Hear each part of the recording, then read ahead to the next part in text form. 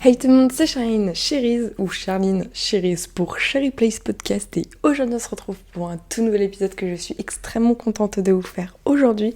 Comme d'habitude ce podcast c'est réellement une discussion ouverte sur Cherry Place, donc il n'y a pas vraiment de fil conducteur, de ligne directrice, on y va un peu comme on veut et voilà, donc j'espère sincèrement pouvoir vous aider au travers juste d'une écoute, vous divertir ou faire écho en vous, on ne sait jamais.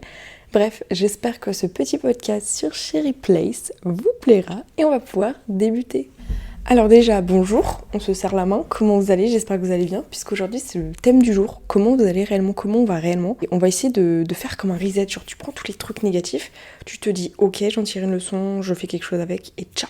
Comme ça on part en vacances sereinement. Si vous partez pas en vacances, vous vivez votre vie sereinement sans avoir d'embûches, etc. Parce qu'on n'a pas besoin de ça dans la vie actuelle, surtout vu ce qu'on voit, ce qui se passe dans l'actualité. Pas le time, pas le moment. Avant toute chose, oui, j'ai changé de décor un petit peu. Vous verrez dans les prochaines vidéos et dans les vidéos que j'ai sorties sur YouTube déjà, sur ma chaîne YouTube Shine The Cherry. Et je suis trop contente, j'aime trop faire des podcasts comme ça de temps en temps. Je trouve ça intéressant parce que moi, je peux ressentir, exprimer tout simplement ce que je ressens. Et vu qu'aujourd'hui, la thématique, c'est comment je vais ou comment on va réellement, j'ai pas encore choisi le titre exact, on va commencer par comment vous allez les gars, parce que, en fait, je trouve cette question, comment tu vas? Genre, bonjour, comment ça va? Enfin, on dit tout le temps ça, on demande tout le temps, coucou, comment tu vas? Mais on répond toujours, oui, ça va bien, et toi? Alors que des fois, en fait, ça va pas. C'est juste par politesse, tu dis. En fait, dire comment ça va, c'est comme l'équivalent de dire bonjour, merci, s'il te plaît. C'est juste la politesse, genre comment ça va? Et du coup tu réponds ça va parce que t'as pas envie d'inquiéter la personne, t'as pas envie de dire ça va pas, t'as pas envie en fait de raconter ta vie. Donc aujourd'hui, on va remettre tout ça en cause. Comment vous allez les gars?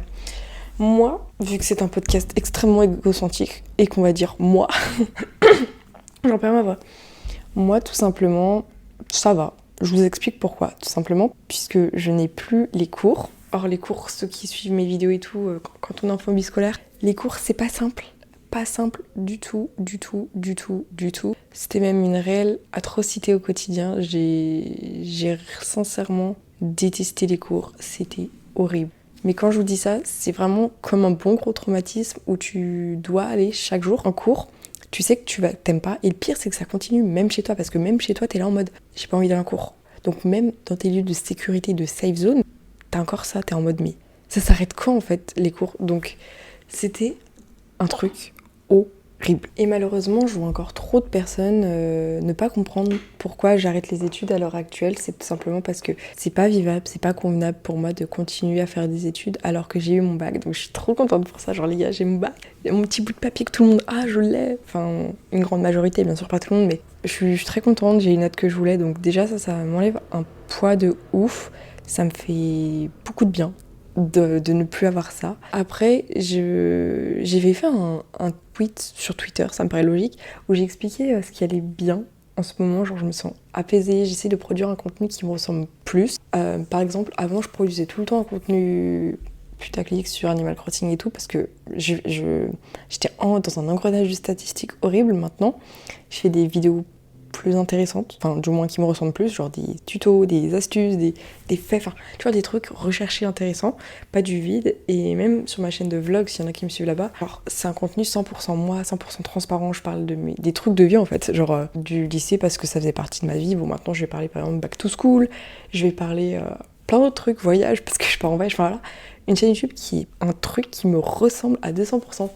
Donc les personnes qui sont mal dans leur vie, essayez de faire un truc qui vous ressemble. Ça peut paraître bête, mais évitez de vivre dans le regard des autres, pour le regard des autres, pour un truc qui ne vous ressemble pas, dans un engrenage malsain, parce qu'après il y a aussi l'entourage qui compte. Pas plus tard qu'aujourd'hui, j'ai dû bloquer une personne avec qui je parlais. Bon, c'était plus pour rire, mais j'ai préféré clairement couper les ponts avec certaines relations virtuelles, comme avec certaines personnes réelles du lycée avec qui elles ont préféré se unfollow. Voilà, moi aussi je me suis unfollow. C'est juste en fait, faut prendre ça comme une leçon. Exemple. J'ai fait un truc qui n'allait pas, ou du moins un truc que je regrette entre guillemets, mais n'ayez pas de regret, j'en tire une leçon. Genre à chaque truc négatif, j'en tire une leçon. Exemple, il y a une période où ça allait pas, j'en tire une leçon de faut pas que je recommence comme avant, sinon ce sera pas positif, tu vois, ce sera négatif. J'ai parlé avec une personne, ça allait pas, ou ça m'a apporté un truc que je ne voulais pas, j'ai bloqué, je suis passée à autre chose, j'en tire une leçon. J'ai fait un truc qui va pas, j'essaye de corriger, d'en tirer une leçon. J'ai pas d'exemple, mais je dis des trucs comme ça. Comme par exemple tu tombes à vélo, t'en tires une leçon, tu dis je suis tombée à la vélo parce que il y avait quelque chose qui allait pas, bah là t'essayes de réparer l'erreur.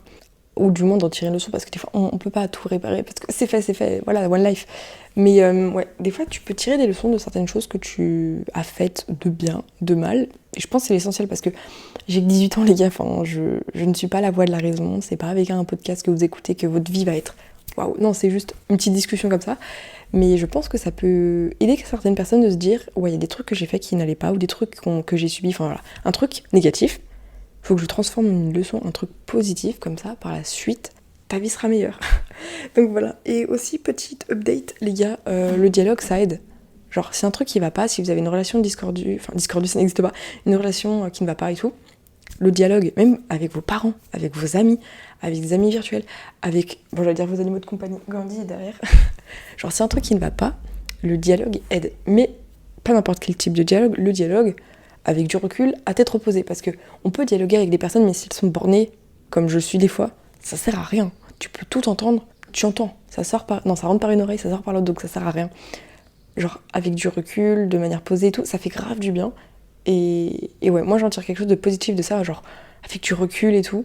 Et oui, c'est quelque chose d'important. Faut prendre son temps. La chose la plus importante, genre les gars, prenez votre temps. Enfin, bon, on dit on a notre temps, on a toute une vie, mais en soi le temps passe vite. Je sais pas si vous aussi vous trouvez que le temps passe vite. Ça c'est un truc un peu de daronne. Mais plus le temps passe vite. Genre quand j'étais petite, j'avais l'impression que c'était lent et tout. Mais quand t'as passé l'action, c'était rapide. Genre exemple, le lycée, c'était long, sur le moment c'était horrible. Mais là, vu que c'est fini, c'est passé super vite. Ça passe plus vite que le collège, ça passe plus vite que l'école primaire. Après j'ai envie de dire dans l'espace-temps. Déjà c'est sûr parce que le lycée c'est 3 années, le collège c'est 4 ans et l'école primaire je crois c'est 8 ans, j'ai pas trop les dates en tête mais vous voyez ça passe très vite donc pas le temps pour perdre son temps. Il y a beaucoup de temps mais on est d'accord genre les gars on n'a qu'une vie, on n'a pas le time pour s'apitoyer sur notre sort, faut rebondir et surtout qu'on sait pas de quoi l'avenir est fait parce qu'en fait je trouve qu'on ne se rend pas compte. On se dit toujours ouais mais j'ai toute une vie pour faire ça, toute une vie mais en fait quand t'es à la fin de ta vie, bah, tu te dis ah merde, j'ai pas eu le temps de faire ça. Parce que, genre, ne trouvez pas d'excuses. Faites ce que vous voulez faire. Faites vos gros one life maintenant. Moi aussi, par exemple, il y a pas plus tard que hier ou avant-hier, j'ai fait un énorme one life. Est-ce que je regrette ? Oui, d'un côté, mais non, parce que j'en ai tiré une leçon. Vous voyez, les gars, vous faites des one life. Des fois, il y a des trucs qui sont bien. T'écoutes trop ton impulsion. C'est pas bien. Tu fais un truc que t'aurais pas voulu. Après, avec du recul. Mais t'en tires une leçon que tu dis, bah, je recommencerai pas. Je vais faire ça pour mettre en place. Et ça, je pense, c'est le plus important dans l'histoire. Ça me fait penser à l'image. Genre, c'est un truc qu'on m'a fait voir en image. Mon infirmière scolaire m'avait fait voir. En gros, c'est un gars, il est dans une mine, souterraine et tout. Il creuse. Et il rebrousse chemin. En fait, il était à ça d'obtenir les pépites d'or. Genre, il était à ça. Donc, s'il aurait continué un petit peu, il aurait trouvé. Donc, je pense que cette image, elle peut être grave intéressante. Marquez ça sur internet, vous allez trouver, vous allez vous dire ah, mais oui, je la connais. Elle est connue, cette image, mais je trouve qu'elle fait trop écho en nous. Ça me fait aussi penser, vous voyez les trucs astrologiques. J'ai l'impression, les trucs astrologiques, dites-moi si c'est vrai, ils disent un truc ultra général et du coup tout le monde se ressent dedans. Genre, en ce moment vous êtes fatigué, en ce moment il se passe ça. Mais tout le monde est fatigué, tout le monde au bout de sa vie. Enfin, je sais pas, j'ai l'impression, on est tous pareils. Donc, les trucs astrologiques, en vrai, est-ce que j'y crois ? Bon, en fait, des fois, j'aime bien, j'y crois que quand c'est positif. Voilà. Genre quand c'est en mode vous avez passé une mauvaise journée, il fait mauvais. C'est une bonne journée, vous allez attirer de la chance. Oui, ça on y croit. Moi je suis taureau. Dites-moi ce que c'est les taureaux en signe astro, genre ce qu'ils font. Moi j'ai entendu comme quoi c'était des gros gloutons. Faux. Les taureaux, attends, ils sont comment ? Ils sont peut-être généreux. Moi je dirais ils sont généreux. Très... Alors j'ai pas le mot. Preuve de beaucoup d'empathie, beaucoup de compassion. Je crois que c'est ça les termes. Donc ouais, je crois que c'est des trucs plutôt positifs. Donc voilà. Après comme défaut, il y en a pas mal. Il y en a pas mal des défauts. Mais bon. Donc quand on vous demande « Coucou, est-ce que ça va ?», vous avez le droit de répondre « Bonjour, je ne vais pas bien ». Après, ça dépend des personnes. Il faut bien être dans le contexte, dans l'histoire, la personne. Parce que tu vas pas dire « Bonjour, je vais mal » à une personne ultra réputée. Vous êtes à un repas de famille. Enfin, tu vois, ça fait bizarre. Mais vous pouvez totalement en parler à un professionnel de santé. Parce que moi-même, pendant longtemps, j'étais là, mais les professionnels de santé... Maintenant, je suis beaucoup plus apte à ça qu'auparavant. Mais est-ce qu'il faut regretter par rapport au fait qu'avant je n'étais pas apte ? Bah non, c'est juste que je me sentais pas prête.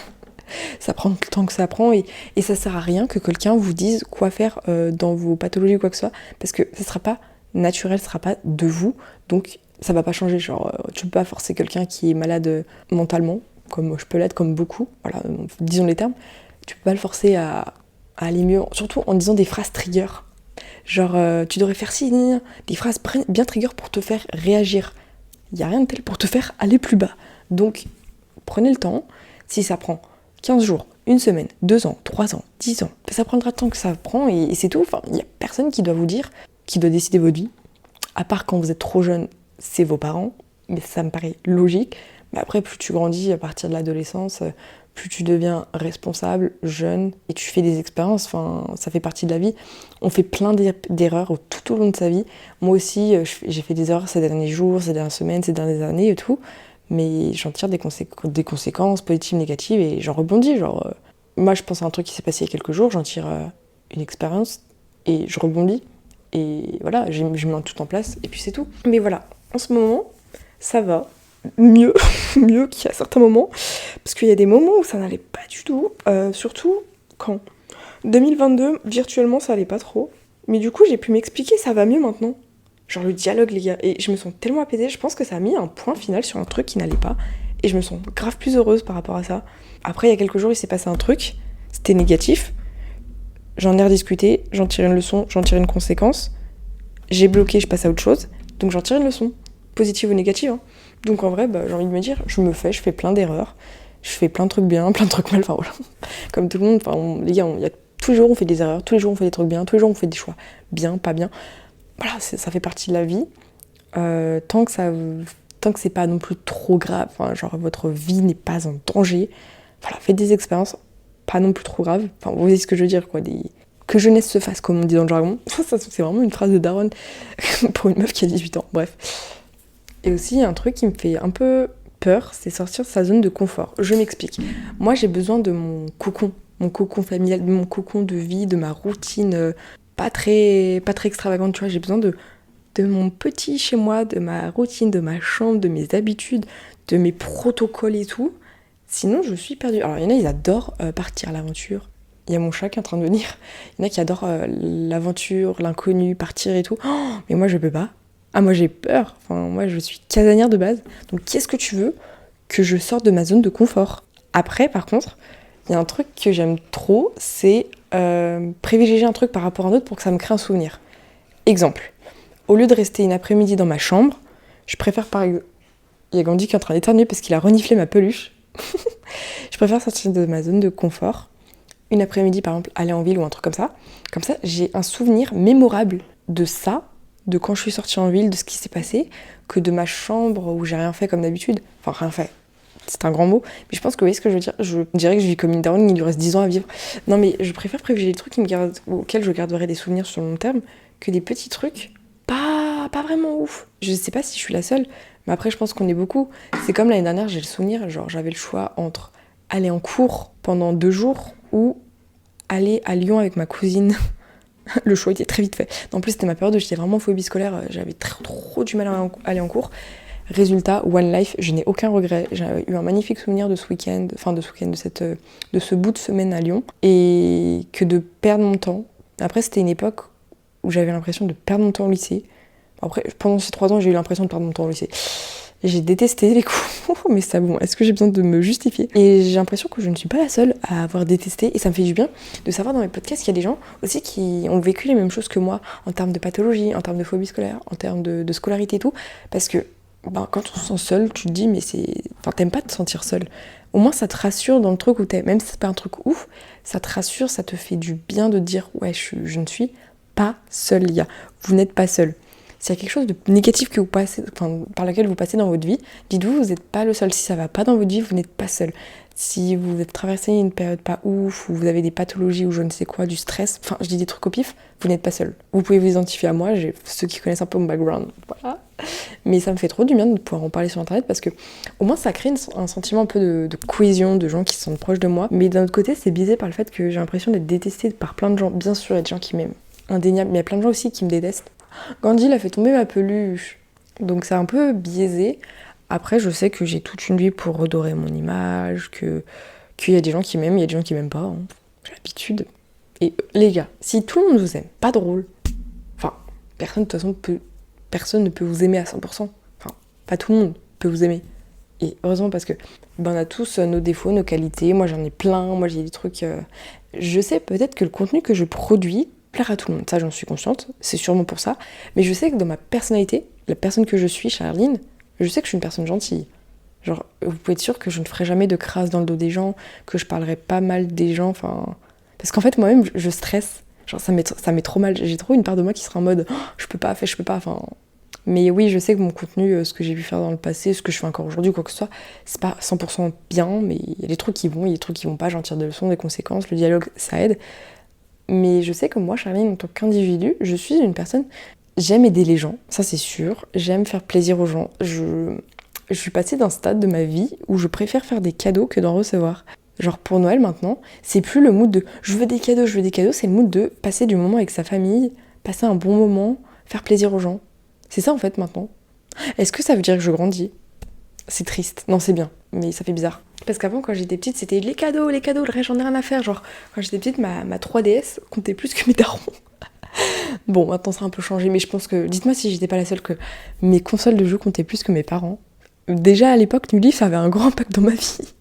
Non, mais je trouve ça rigolo. Mais après, oui, je grandis. J'aime pas grandir, si j'aime bien. Et des fois, je me trouve mature et des fois, je me trouve immature. Est-ce que je suis la seule ? Bon, après, je pense comme certains, genre on grandit et du coup, c'est pas tout équitable. Et sur certains points, je peux être plus mature, d'autres points, je suis pas du tout immature. Enfin, du tout mature. Vraiment, il y a des trucs, je suis immature, des trucs, je suis plus mature. Donc en vrai, si tu fais la moyenne des deux, je suis normale, quoi. Moi, je suis une meuf lambda.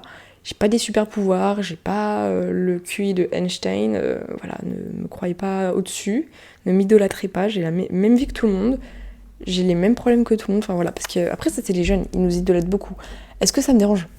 Pas du tout, ça fait du bien, enfin ça booste mon ego. Les gens qui disent coucou tous les jours, qui disent coucou t'es super belle, coucou j'adore ton contenu, grâce à toi je me sens mieux, je suis plus productive. Vraiment les commentaires qui me disent grâce à toi Charline, genre tes vidéos rangement ça m'aide à ranger ma chambre, genre savoir que j'ai un impact dans votre vie réelle comme ça c'est cool. Genre même dans la culture gaming en mode grâce à tes conseils je joue mieux à Animal Crossing, ça c'est trop bien.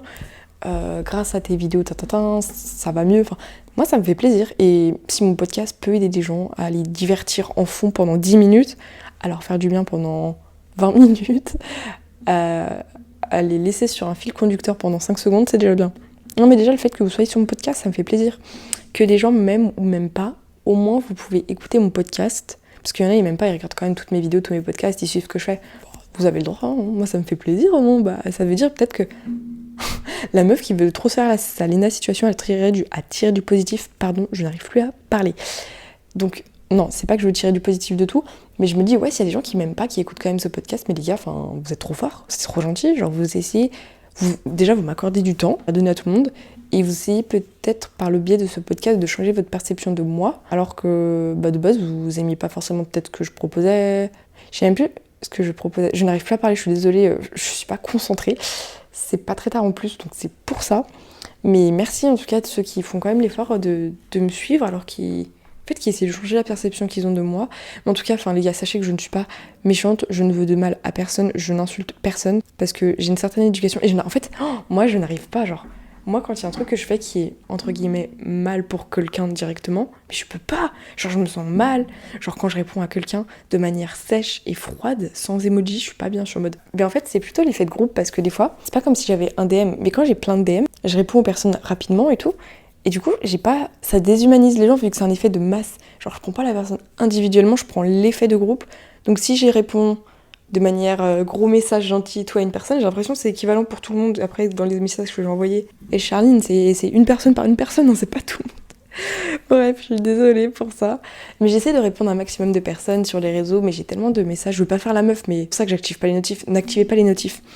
Et si un truc qui va pas dans votre vie, essayez de le changer. Exemple, moi, il y a un truc qui m'a rendu mal et stressée ce matin. Je suis allée dans les mots bloqués, j'ai bloqué tous les mots qui m'intéressaient pas, que je voulais pas avoir. Je vais essayer de faire du tri sur les gens que je suis virtuellement, sur Twitter, Instagram. Instagram, en vrai, avant, j'étais abonnée à plus de 1000 personnes sur Instagram. Maintenant, je suis abonnée à 400 personnes. Et encore, je reste abonnée à des 3 personnes du lycée que j'aime bien, qui sont encore abonnées à moi. Enfin voilà, comme ça on a un peu de nos nouvelles. Enfin vraiment des personnes que j'aime beaucoup. Personnes virtuelles, mes potos virtuels et 2-3 influenceurs. Et enfin, j'ai dit 2-3, il y en a quand même pas mal. Mais j'aime bien suivre les influenceurs. Et j'adore Léna Situation. Mais ça, je pense que vous le savez. Et pourquoi j'aime Léna Situation? Parce qu'elle se prend. Alors déjà, elle se prend plein la tête de partout. Mais cette meuf, est-ce que vous aussi, des fois, vous regardez les vidéos d'un youtubeur ou d'une youtubeuse et ça vous motive à faire mieux? Exemple, j'ai vu les vidéos de Léna Situation avec un montage de ouf, ça m'a motivé à faire des montages de ouf pour mes autres chaînes. C'est peut-être moi qui suis folle. Mais je vous assure, ça, c'est une sorte de motivation. De base, je suis envieuse. Avant, je disais que c'était de la jalousie. En fait, c'est le fait d'être envieux. C'est ça le mot, on m'a dit. Je suis envieuse. Trop cool leur réussite, trop cool. C'est trop bien ce qu'ils font, c'est trop positif. Et moi aussi, je veux faire pareil, mais à ma manière. Donc, je prends cette détermination qu'ils ont, enfin que j'ai eu grâce à leurs vidéos, et je la prends pour moi, et je la mets à profit pour mes chaînes YouTube, mes montages, mes vidéos, dans ce que j'entreprends sur internet, ou même dans ma vie. Et voilà. Et c'est sur ce que ce podcast s'achève. Je suis désolée, la vidéo s'est coupée juste avant. En plus, j'étais à la conclusion, donc en soi, merci beaucoup d'avoir écouté ce podcast. Nous, on se retrouve comme d'habitude sur tous les petits réseaux sociaux. Le lien sont en description si vous souhaitez me suivre. Sinon, on se retrouve tous les dimanches à 10h30 pour un prochain podcast. Bisous!